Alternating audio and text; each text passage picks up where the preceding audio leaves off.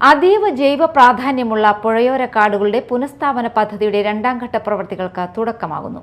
ചാലക്കുടി പുഴ തീരത്തെ പുഴയോര കാടുകളുടെ പുനഃസ്ഥാപനമാണ് യാഥാർത്ഥ്യത്തിലേക്ക് എത്തുന്നത്. കാടർ ഗോത്ര വിഭാഗത്തെ ഉൾപ്പെടുത്തി നഴ്സറി നിർമ്മാണത്തിന്റെ ആദ്യഘട്ടം കഴിഞ്ഞ വർഷം നടത്തിയിരുന്നു.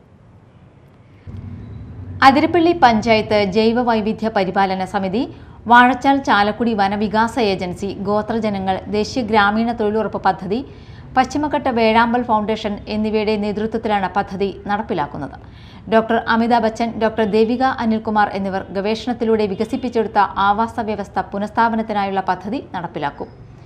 കാലാവസ്ഥാ വ്യതിയാനം, അപൂർവമായ സസ്യങ്ങളുടെയും വേഴാമ്പലടക്കമുള്ള ജൈവ വൈവിധ്യ സംരക്ഷണം, സുസ്ഥിര വികസന ലക്ഷ്യങ്ങൾ, മനുഷ്യ വന്യജീവി സംഘർഷം കുറയ്ക്കൽ, ദേശീയ ഗ്രാമീണ തൊഴിലുറപ്പ് എന്നിവയുടെ കാര്യക്ഷമത വർദ്ധിപ്പിക്കൽ തുടങ്ങിയവയാണ് പദ്ധതി ലക്ഷ്യമിടുന്നത്.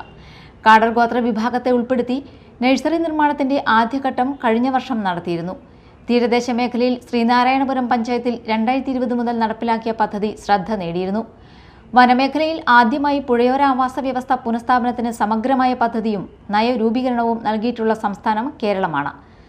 നാശോന്മുഖമായ വനങ്ങളുടെ പാരിസ്ഥിതിക പുനഃസ്ഥാപനം നടത്തുന്നതിന് ശാസ്ത്രീയമായി സംയോജിത നഴ്സറികളും പുനഃസ്ഥാപന പ്രവർത്തനങ്ങൾ ചെയ്യുന്നതിനും അതിരപ്പള്ളി പഞ്ചായത്ത്, വാഴച്ചാൽ വനവികസന ഏജൻസി എന്നിവ പശ്ചിമഘട്ട വേഴാമ്പൽ ഫൗണ്ടേഷന്റെ MES കാലാവസ്ഥാ ജൈവ വൈവിധ്യ പഠന കേന്ദ്രവുമായി സഹകരിച്ച് പദ്ധതി ആവിഷ്കരിച്ചിരുന്നു.